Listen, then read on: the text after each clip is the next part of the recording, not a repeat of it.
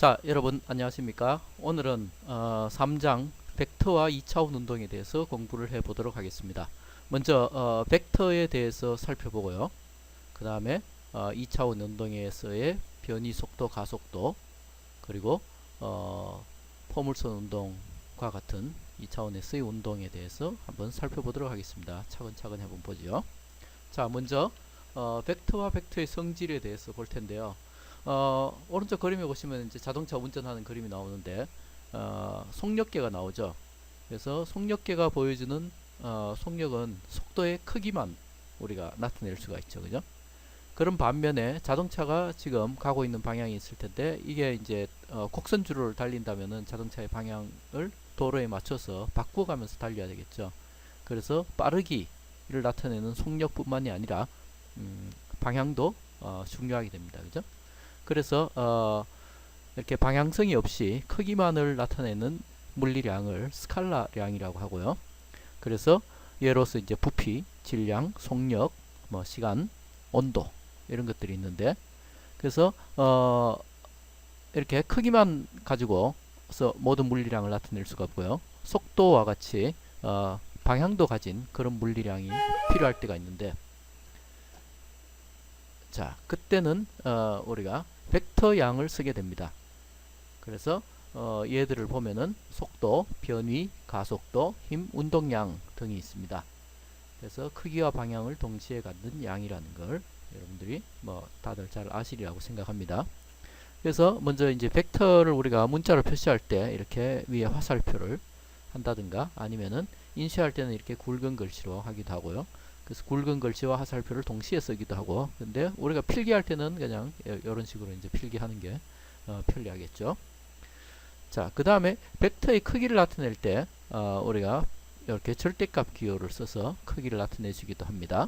근데 매번 우리가 필기할 때는 매번 이렇게 하기가 힘드니까 그냥 위에 화살표 없는 걸로 해서 이런 벡터비의 크기를 나타내 주도록 하겠습니다. 자, 그 다음에 그림 표시는 뭐 다들 아시다시피 이렇게 화살표로 해서 이쪽 부분 머리, 이쪽 부분 꼬리 해서 꼬리에서 머리 쪽으로 향하는 방향이 바로 그 벡터의 방향이 되겠습니다. 자, 그 다음에 벡터라고 하는 것이 크기와 방향을 가지고 있는 양이기 때문에, 그래서 두 벡터 A와 B가 동등하다라는 의미는 크기와 방향이 같을 때 동등하다고 합니다. 그러니까 그림에서 보다시피 그림에 보이는 모든 벡터들이 크기와 방향이 같습니다. 그 말은 4개의 벡터들이 모두 같은 벡터입니다. 그래서 우리가 equal을 써서 나타낼 수가 있습니다. 자, 그 다음에 벡터를 더하는 것은 어떻게 하냐? 두 벡터를 더했을 때, 그래서 가장 대표적인 게 우리 평행사변형법이 있죠. 그죠? A 벡터가 있고 B 벡터가 있을 때 이 두 벡터를 이렇게 꼬리 부분을 서로 맞부딪히고, 그래서 평행사변형을 그리는 거죠. 그랬을 때 평행사변형의 대각선 쪽이 바로 벡터 R이 되는 것입니다. 그래서 이렇게 더하는 방법이 있고, 그 다음에 삼각형법으로 더하는 방법도 있습니다. 그래서 A의 머리에다가 B의 꼬리를 갖다 대면은, 그 다음에 A의 꼬리에서 B의 머리로 이렇게 이으면은 그게 바로 또 R인데, 그래서 왼쪽 그림이랑 비교해 보시면 똑같다는 것을 우리가 알 수 있습니다. 근데 지금 이제 A를 놓고 B를 놨는데 반대로 B를 놓고 A를 놔도 결국 똑같은 그림이 나오겠죠. 그래서 먼저 여기 보면 B를 이렇게 놓고 그 다음에 A를 이렇게 더해도 결국 똑같은 그림이 나옵니다. 평행사변형이 그려지죠. 그래서 지금 이 그림에서 보다시피 A 더하기 B나 B 더하기 A나 똑같다는 것을 알 수가 있습니다. 그래서 이른바 말하는 교환 법칙이 성립하게 되는 것입니다.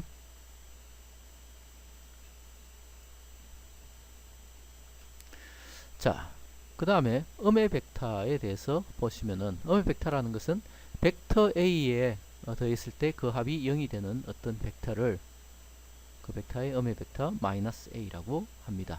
그래서 식으로 쓰면 이렇게 나타내지고, 그림으로 만약에 그려보면 A가 이럴 때 더해서 0이 되려면은 크기는 같고 방향이 반대 방향인 벡터가 바로 음의 벡터가 되겠죠.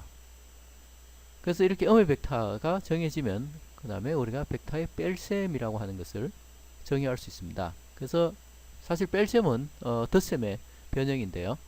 무슨 말이냐 하면, 자, A에다가 B를 빼는 경우에는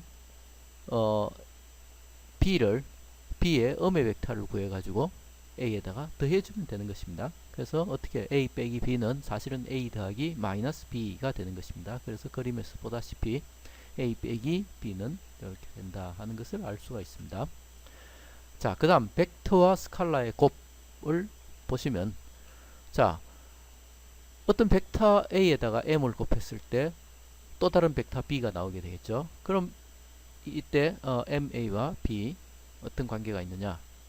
그래서 예를 들어 보면은, 자, A 더하기 A는 2A라는 것을 우리가 알 수 있습니다. 그럼 여기에서 우리가 힌트를 얻을 수 있죠. 그래서 B 벡터의 크기는 결국 A 벡터의 M배가 되겠죠. 그죠? 그 다음에 B 벡터의 방향은 그냥 A 벡터 A와 같은 방향일 것입니다. 그죠? 물론 이때 M이 0보다 클 때 그렇고, 만약에 0보다 작으면 어떻게 되겠습니까? 그렇죠. 음의 벡터를 생각하시면 되니까 A와 반대 방향입니다. 그죠? 그래서 A 벡터가 있을 때 2A는 A와 방향은 같고 크기가 2배가 되는 거고요. 마이너스 2A는 방향이 반대가 되고 크기는 2배가 되는 것입니다.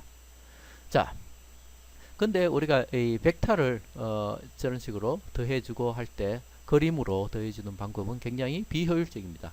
그래서 우리가 좌표계를 써서 벡터의 성분을 나타내주면 우리가 이러한 계산을 실제로 수행을 할 수가 있습니다. 그래서 우리가 성분을 쓰는데요.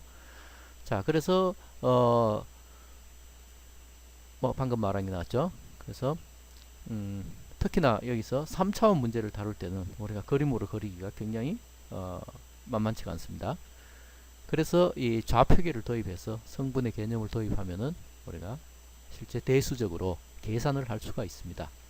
그래서 보시면은, 자, A 벡터가 있을 때 좌표계 x, y를 우리가 평면 좌표계를 이렇게 도입했을 때, 그럼 A 벡터의 x 성분과 y 성분을 어떻게 정하나요?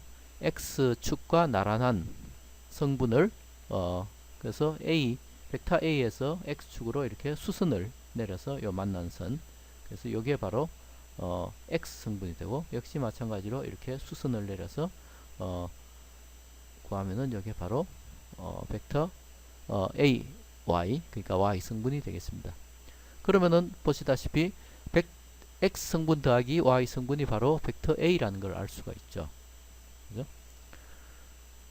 그 다음에 피타고라스의 정리를 사용하면은 이 X 성분의 크기는 벡터 A 곱하기 코사인 세타, Y 성분의 크기는 A 곱하기 사인 세타라는 것도 쉽게 알 수가 있습니다.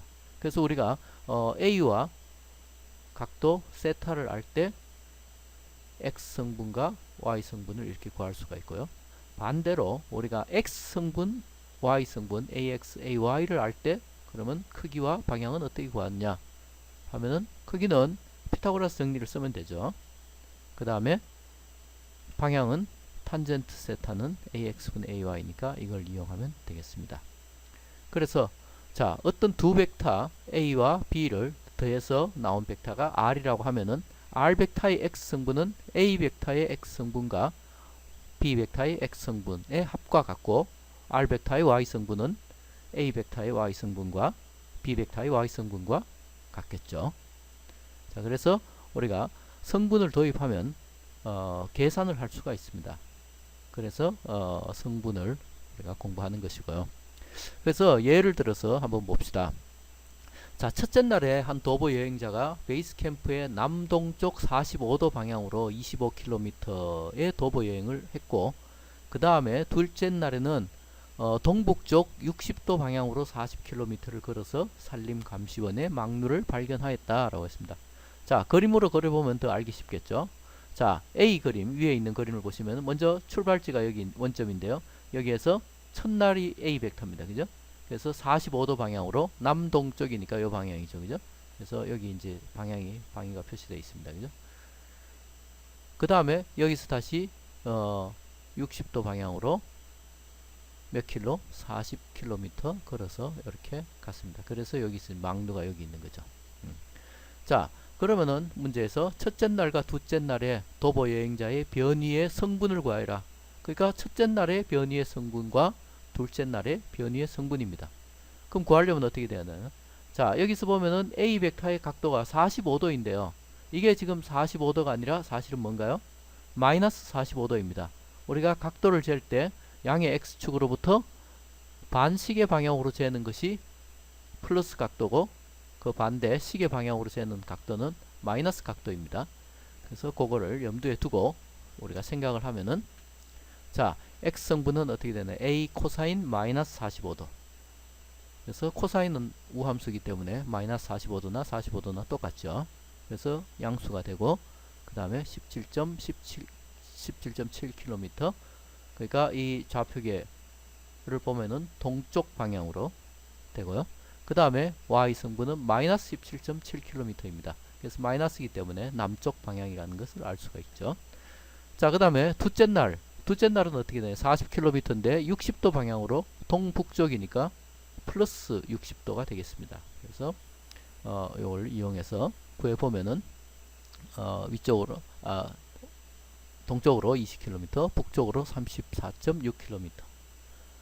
그러면은 자, B에서 여행에 대한 도보 여행자의 전체 변이의 성분을 구하여라. 그렇습니다. 전체 변이의 성분은 자, AX 더하기 BX, 그 다음에 AY 더하기 BY 이렇게 해주면 되겠죠.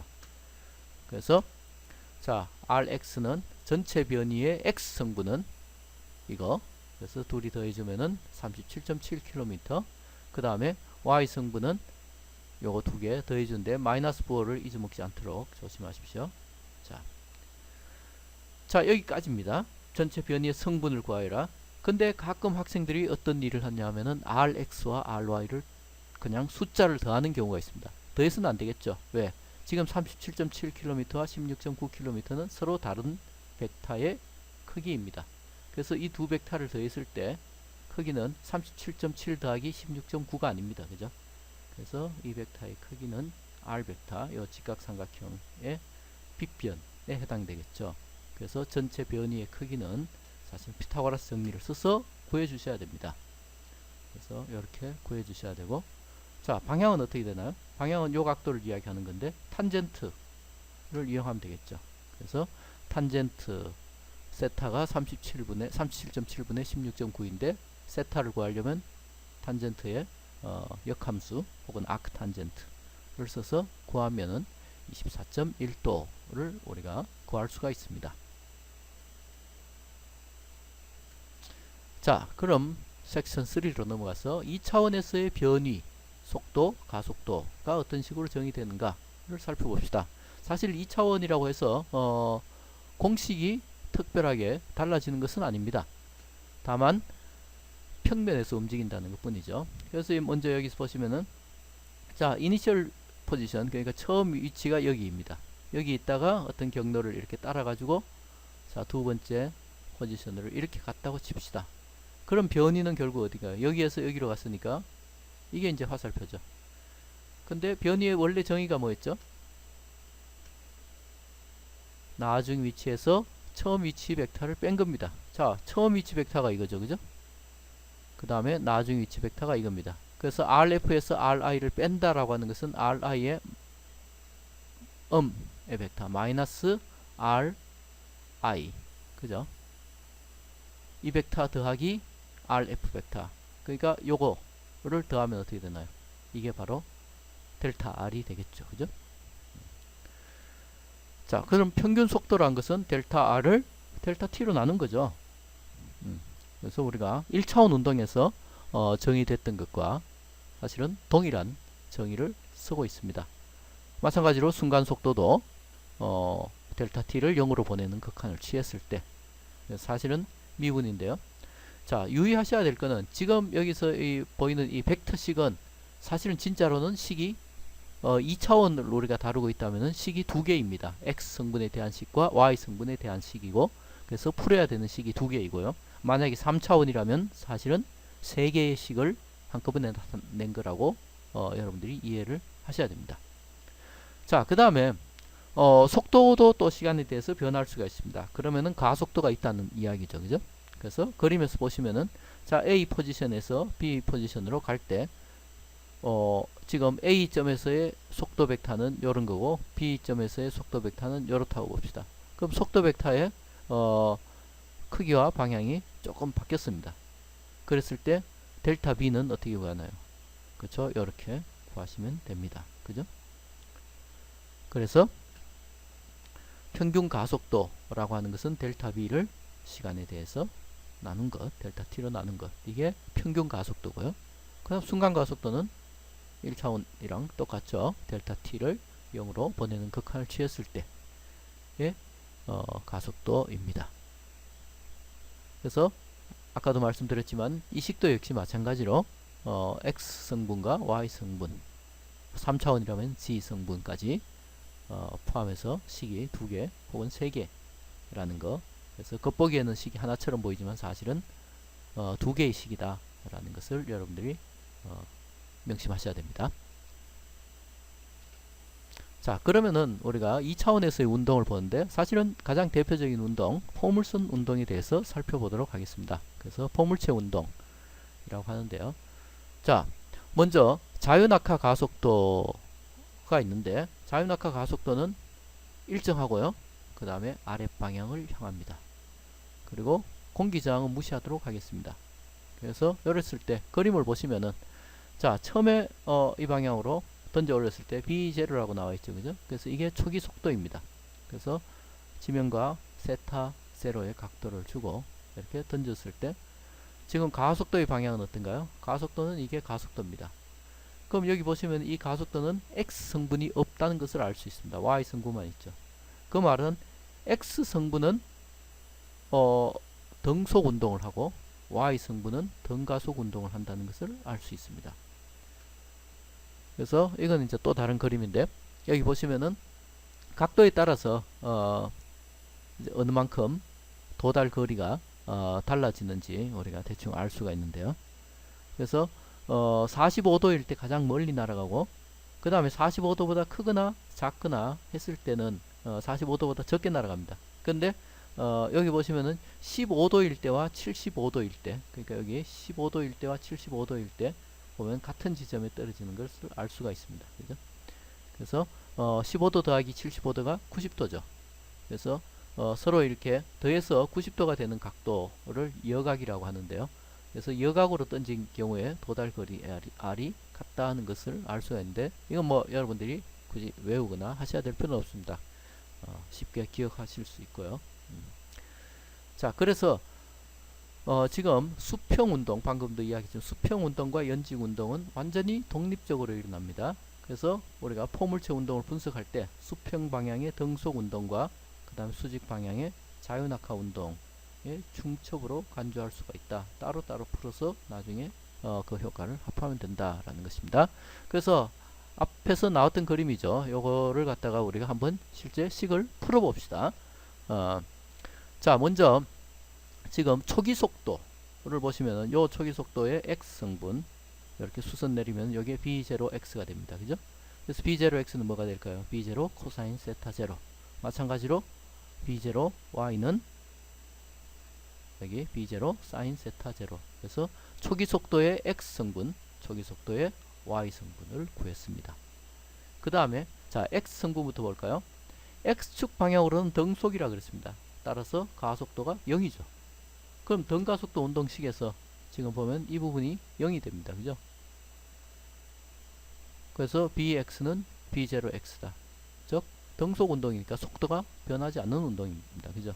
그래서 속도의 X 성분은 B0 코사인 세타 0로 일정합니다. 요 그림 보실까요? 자, 지금 보시면은 속도의 X 성분과 Y 성분을 나타냈는데요. 속도의 X 성분의 크기가 지금 전혀 변하지 않고 있다는 것을 여러분들이 유념하셔야 됩니다. Y 성분은 지금 변하고 있죠. 크기가 점점 줄어들다가 아랫방향으로 점점 커지고 있습니다. 전형적인 자유낙하 운동이죠. 자, 그건 조금 이따 다시 살펴보고요. X 성분을 끝까지 봅시다. 그러면은 델타 X는 어떻게 되나요? 자, 이것도 등가속도 운동식에서 지금 속도의 가속도의 X 성분이 0이기 때문에 자, 변이는 속도 곱하기 시간. 그래서 이런 식이 되고요. 또 다른 식이 하나 더 있었죠. 그죠? 이 식. 근데 우리가 등속 운동이기 때문에 사실 필요가 없는 식이죠. 이거는 이렇게 되고 결국 이 식과 마찬가지의 식이 된 거죠. 자, 그 다음에 y 방향으로 y축 방향으로는 어떻게 되나요? 등가속 운동입니다. 가속도는 어떻게 되나요? 지금 우리 좌표계에서는 윗 방향을 플러스로 잡았기 때문에 이 가속도는 아랫 방향을 향하고 있고 그래서 마이너스 g가 됩니다. 그래서 a 대신에 마이너스 g를 집어넣어서 계산을 하면 되겠죠. 그래서 어떻게 돼요? by는 b0y 더하기 ayt인데 자 b0y는 뭐예요? b0 sin 세타 제로입니다. 그죠? 방금 여기 위에서 구했었죠. 그죠? 그거 빼기 gt 이렇게 되고요. 그 다음에 델타 y는 역시 이것들을 집어넣어서 구해주면 되죠. b0 sin 세타 제로 t 마이너스 2분의 1 gt 제곱 이렇게 되고요. 세 번째 식도 역시 쓸 수가 있습니다. 그래서 여기서 집어넣어주면은 이런 식으로 나오게 됩니다. 그래서 우리가 x 성분에 대한 것과 y 성분에 대한 걸 이렇게 구했고 이것만 있으면은 포물선 운동은 얼마든지 풀 수가 있습니다. 자, 먼저 포물체 운동에 대한 요약. 그래서 앞에 이야기했던 걸 다시 한번 설명해 주고 있는데요. 공기 저항을 무시할 수 있을 때, 그래서 공기 저항을 무시할 수 없으면 문제가 상당히 복잡해집니다. 그래서 일단은 공기 저항이 없다고 가정을 하고, 자, 가속도의 수평 성분이 없기 때문에 속도의 수평 성분 bx는 일정하게 유지된다. 등속 운동을 한다. 그죠? 그 다음에 가속도의 연직 성분은 자유낙하 가속도 g와 같다. 그 다음에 좌표계에 따라서 자 요런 좌표계를 만약에 쓴다면은 가속도를 마이너스 g를 써야 될 거고요. 그죠? 만약에 요런 좌표계를 쓴다면은 가속도는 플러스 g가 됩니다. 그래서 어떤 좌표계를 내가 쓰느냐에 따라서 플러스와 마이너스가 정해지는 거고 결국 여러분들이 뭘 쓰느냐에 따라서 플러스 마이너스가 정해지는 것이기 때문에 상황에 따라서 여러분들이 어떤 이런 걸 외우려고 하시면 곤란하다는 걸 말씀드리고요. 자, 그 다음에 속도의 연직 성분 by와 y 방향의 변이는 자유낙하의 경우와 같습니다. 그래서 2장에서 배웠던 자유낙하 운동과 똑같습니다. 그리고 포물체 운동은 x 방향과 y 방향의 두 독립적인 운동의 합성으로 기술될 수 있다라는 것을 다시 한번 강조를 하면서요. 자, 문제들을 몇 문제 한번 풀어봅시다. 책에 나오는 예제들인데요. 자, 예제 3의 2 보시면은 조난자에게 비상 측량을 떨어뜨리기.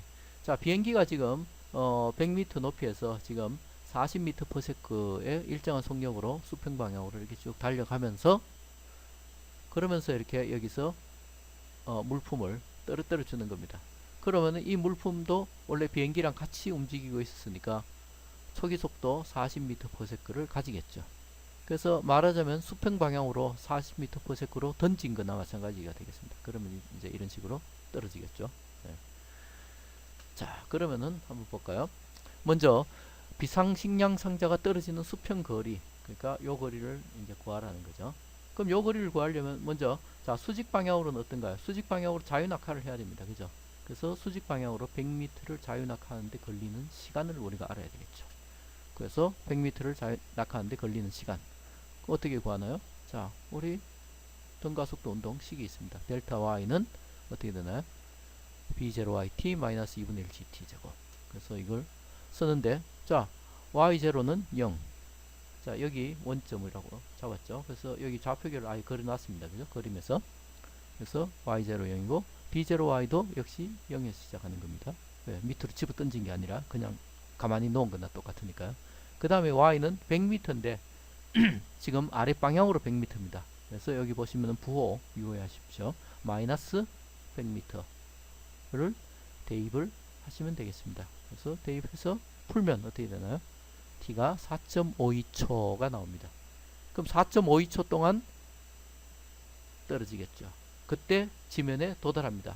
근데 그때 수평 방향으로는 40m/s의 속도로 움직이고 있습니다. 그래서 4.52초 동안 수평 방향으로 얼마에 가 있어요? 40m 곱하기 4.52초. 그래서 181m를 가게 됩니다. 그래서 이 거리가 바로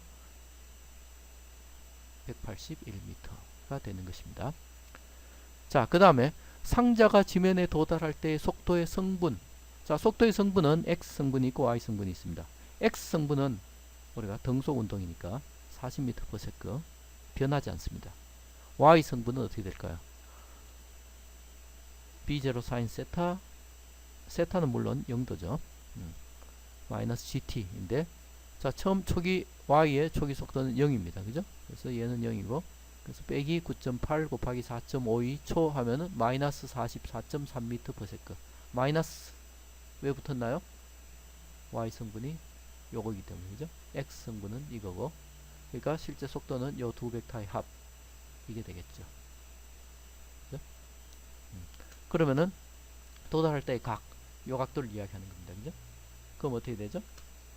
탄젠트 세타는 bx분의 by, 그래서 40분의 마이너스 44.3, 그래서 그게 마이너스 1.11 됐는데요.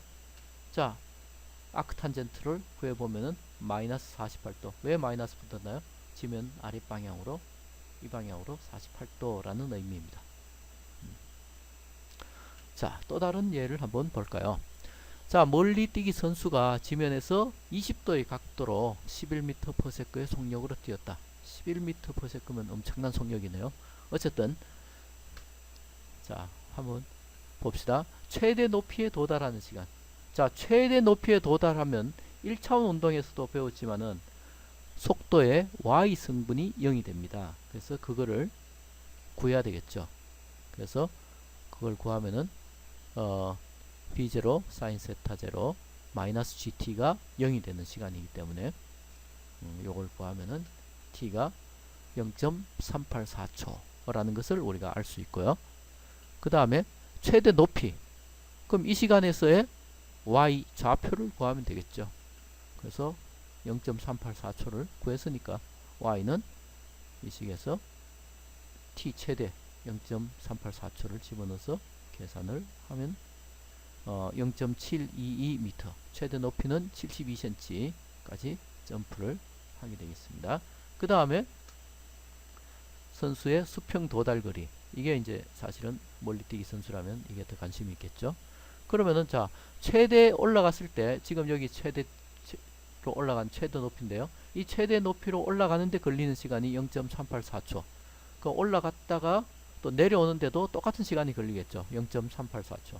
그래서 수평 방향으로 이렇게 왔을 때 채공 시간이라는 것이 결국은 이 최대 높이에 도달하는 시간의 2배가 될 것입니다. 그죠? 그래서 0.768초. 그럼 이 시간 동안 수평 방향으로는 등속 운동입니다. 그래서 등속 운동 곱해주면 되겠죠. 초기 속도의 x 성분입니다. 그죠? 그거 곱하기 시간 t 구하면은 7.94m를 뛰게 됩니다. 자, 이번에는 숫자를 집어넣지 않고 식으로 한번 문제를 풀겠습니다. 앞에 나왔던 문제랑 거의 똑같은 문제입니다. 그래서 다만 이제 식으로 푸는 거죠. 그래서 지금 보면은 아까 도약거리를 계산을 했었는데요. 이것을 식으로 한번 나타내 보라 하는 것입니다. 그래서 한번 나타내 볼까요? 먼저 앞에 풀었던 문제랑 똑같은 방식으로 풉니다. 왜? 처음에 우리가 최고 높이 도달하는 시간을 알아야 되기 때문에 최고 높이 도달하는 시간을 아는 대신에 뭐 이렇게 알아도 되겠죠. 지금 이제 보시면은 선수가 착지하는 위치의 연직 성분이 0이기 때문에, 그죠? 0에서 출발해서 여기서 출발해서 다시 여기 딱 오면은 높이가 0이 되겠습니다. 그래서 요때 여기 0이 되는 시간을 우리가 구하면은 시간 t가 이렇게 됩니다. 그래서 여기 보시면은 2가 이렇게 있는데 요 2를 제외한 요거에 g분의 b0 사인 세타 0가 바로 최고 높이 도달 시간이고, 그거의 2배가 바로 이 채공 시간이 되겠습니다. 자, 그래서 이 시간 일 때 델타 x는 그 시간 동안 수평 방향으로 날아가니까 속도의 x 성분 곱하기 시간, 그래서 식을 조금 써보면은 g분의 2b0 제곱 코사인 세타 사인 세타 이렇게 됩니다. 근데 여기 보시면 2와 코사인 세타 사인 세타, 요게 뭐냐 하면은 사인 2세타가 됩니다. 그래서 이렇게 이제 되는 것이죠. 그러면 여기 이때 보시면은 사인이 최대가 될 때는 언젠가요? 그렇죠? 이게 90도가 될 때 최대가 되죠. 그죠? 자, 이 세타 제로가 90도가 될 때 최대가 됩니다. 그럼 세타 제로는 언제 얼마일 때인가요? 그렇죠? 세타 제로가 45도일 때 최대로 멀리 날아가게 됩니다. 그죠? 그래서 45도보다 크거나 작을 때는 45도보다 더 적게 날아간다는 것을 우리가 알 수 있습니다. 자, 문제를 또 한번 풀어볼까요? 지금 이제 그림에서 보다시피 요런, 자, 옥상에서 지금 45m, 높이가 45m인 옥상에서 지금 수평 방향과 30도의 각도로 20m/s로 돌을 던지는 경우입니다. 그래서 먼저 돌이 땅에 닿을 때까지 시간은 얼마나 걸리는가 보시면은, 자, 돌이 땅에 닿을 때까지, 돌이 땅에 닿는다.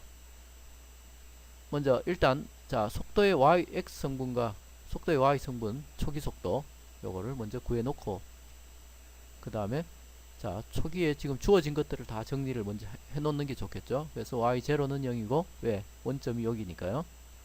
그 다음에 y는 마이너스 45도일 때를 지금 구하고자 하는 거죠. 지면이 마이너스 45도입니다. 그죠? 그래서 자, 델타 y는 y 빼기 y0는 뭔가요? b0 yt 마이너스 2분의 1 gt 제곱입니다. 그래서 여기서 마이너스 45도 부호에 유의하십시오. 그 다음에 b0y는 여기서 보다시피 10m/s입니다. 그죠? 곱하기 t 마이너스 4.9 t 제곱. 그래서 2차 방정식이죠. 그래서 t에 대해서 풀면 t가 4.22초일 때 여기에 이제 도달한다는 것을 알 수 있습니다. 2차 방정식이기 때문에 식을 풀면은 t가 마이너스 값도 나올 텐데요. 마이너스 값은 사실은 이 시간을 이야기하는 거죠. 그죠? 그렇지만은 어쨌든 요 시간 t가 0일 때부터 시작했으니까 마이너스 해는 무시하도록 하십시오. 자, 그럴 때 자, 닿을 때까지 시간을 우리가 구했고요. 그 다음에 이 돌이 지면에 충돌하는 속력을 구하라. 시간을 알았기 때문에, 자, x성분의 속도는 변함이 없고 y성분은 지금 속도가 변하겠죠. 그죠?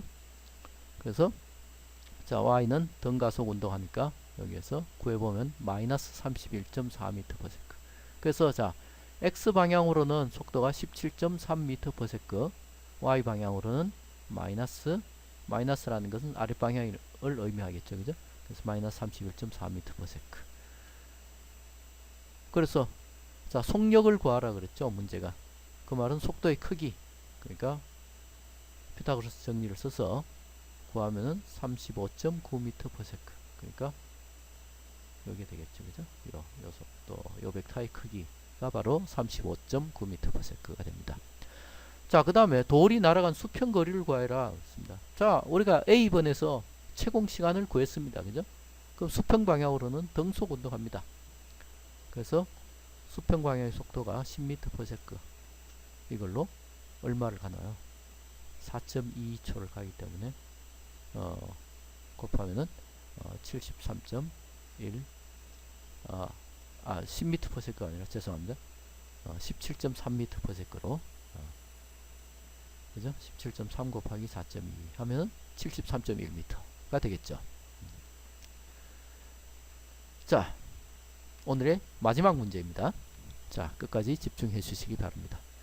자, 비행기에서 로켓을 수평으로 발사하기 있습니다. 자, 수평 방향으로 지금 100m/s의 속력으로 비행하는 제트기가 어떤 높이에서 로켓 포탄을 떨어뜨리는데, 로켓 포탄은 로켓이기 때문에 점화되어서 자, X방향으로 가속도가 있습니다. 등속 운동이 아닙니다. 20m/s 제곱으로 가속되고, 자, Y방향으로는 자유낙하입니다.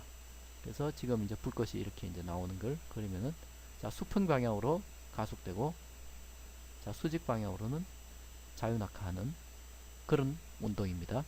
그래서 자, 로켓이 1km를 낙하했을 때, 그러니까 여기 있을 때, 그때에 자, Y방향의 속도는 자, Y방향의 속도는 지금 자유낙하했습니다. 1km를 자유낙하했기 때문에, 자, 요걸 써서 구해보죠. 자, 지금 델타 Y가 1km입니다. 그죠? 그래서 by 제곱은 자 초기 속도 얘는 0이죠. 그죠? 그 다음에 마이너스 2 곱하기 마이너스 9.8 곱하기 마이너스 해서 구해보면 우리가 by는 이렇게 되겠습니다. 자, 그 다음에 지금 이제 마이너스 4는 아랫방향이라는 것을 의미하고요. 자, 그 다음에 x방향의 속도는 x방향으로는 등속 운동이 아닙니다. 지금 가속도 20m/s 제곱이 있죠. 자, 초기 속도는 얼마예요? 초기 속도는 100m/s입니다. 여기에서 20m. 근데 그걸 구하려면 우리가 시간이 있어야 되겠네요. 그죠? 그래서 사실은 지금 1km를 자유낙하하는데 걸리는 시간을 먼저 구해야 됩니다. 혹은 A에서 지금 구해놓은 속도가 있죠. by. 그죠? 그래서 원래 b0y는 0이었는데 by가 지금 1.4 곱하기 10의 2승 즉 마이너스 140m/s가 되는데 걸리는 시간 이걸 구하면 어떻게 되나요?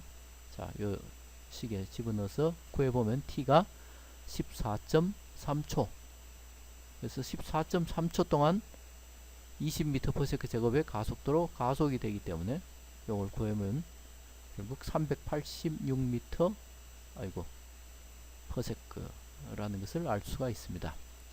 자, 그 다음에 속도의 크기와 방향. 자, 속도가 지금 y 방향으로는 140, 이제 x 방향으로는 지금 살펴봐 더 그리지 않지만 자, 이런 방향이 되겠죠, 그죠? 그래서 크기는 피타고라스 정리를 써서 구하시면 됩니다. 어렵지 않죠? 그 다음에 방향도 역시 이 방향이니까 우리가 탄젠트를 써서 구하면은 아크탄젠트 써서 구하면 마이너스 19.9도 마이너스 의미 아시죠? 수평 방향보다 아랫 방향을 향하고 있으니까 그래서 이렇게 이제 우리가 구할 수가 있었습니다. 자, 그 다음에 지금 예, 이게 마지막 문제였죠. 자, 또 있을까봐 긴장하셨죠. 자, 그래서 오늘 우리가 본 게 3장 벡터와 2차원 운동을 봤습니다. 그래서 먼저 벡터의 일반적인 성질에 대해서 살펴봤었고 그 다음에 벡터의 성분, x성분, y성분 그걸 하기 위해서 우리가 피타고라스 정리와 사인, 코사인 이런 것들을 알고 있어야 된다는 것을 알 수 있었죠. 그 다음에 섹션 3에서 2차원에서의 변이 속도, 가속도가 어떻게 정의되는지 그런 것들을 잠시 살펴봤고 그 다음에 이제 4절에서는 2차원에서의 운동 특히나 우리가 주로 본 게 포물체 운동입니다. 그죠? 포물체 운동에서는 X 방향으로는 등속 운동 가속도가 없기 때문에 그리고 Y 방향으로는 자유낙하 운동 그래서 그 두 성분의 조합이 결합이 바로 이제 포물체 운동이다 라는 것을 우리가 살펴봤습니다. 그래서 2장에서 1차원 운동을 잘 이해를 하고 있으면은 사실은 이 부분도 그리 어렵지는 않습니다. 공식이 새로운 공식은 사실은 없죠. 그래서 오늘 배운 걸 다시 한번 잘 되새겨 보시면서 한번 보시기 바랍니다. 자, 여러분 수고하셨습니다. 오늘은 여기까지 하겠습니다.